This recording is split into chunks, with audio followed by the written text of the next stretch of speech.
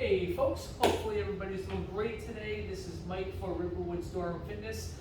Today I want to talk about a few of the strategies that we can use to help us maintain our center of mass. So these are the strategies that we use to maintain our balance. So the research has shown that we employ one of three strategies when our center of mass is changed. And that is the ankle strategy, the hip strategy, and the stepping strategy. I'm going to go through each of those three and show ways that you can practice each of those three. So the first one is the ankle strategy. So I'm going to give a side view here so you can really see.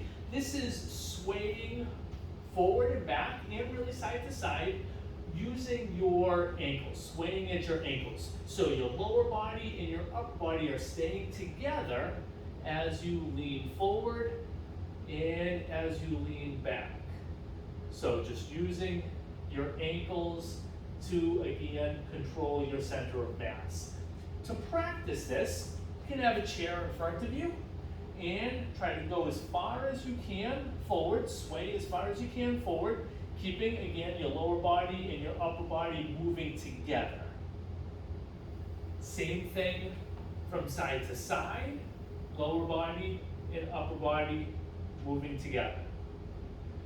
The second strategy is the hip strategy. So now we're going to dissociate the upper body and the lower body. So the ankle strategy will be used primarily if you're just standing around, or if you get just kind of tapped from the side or from the back or the front, you'll be able to control your center of mass just by using your ankles. Now, the next strategy, the hip strategy, is used if you receive a more forceful nudge or you need to move a little bit more in order to control your center of mass. So now, if you're moving through the ankle strategy and now you go a little bit too far, now I'm going to shift my hips back, my butt back, and my upper body forward. Again, lower body going back, upper body coming forward. Same thing coming back. If you're leaning back, go a little bit too far, can't control it with your ankles. Now hips forward, upper body's coming back, going into essentially a little bit of a back bend. So that's the hip strategy. That's a little bit more, like I said, if you receive a little bit more of a forceful nudge, or you need to employ a greater movement in order to control your mass. The last strategy is the stepping strategy. So this is the most aggressive strategy. So if you're leaning forward and you get past the ankles and you get past the hips, and now I'm going to fall and now need to step forward and control the center of mass, and then you can step right back.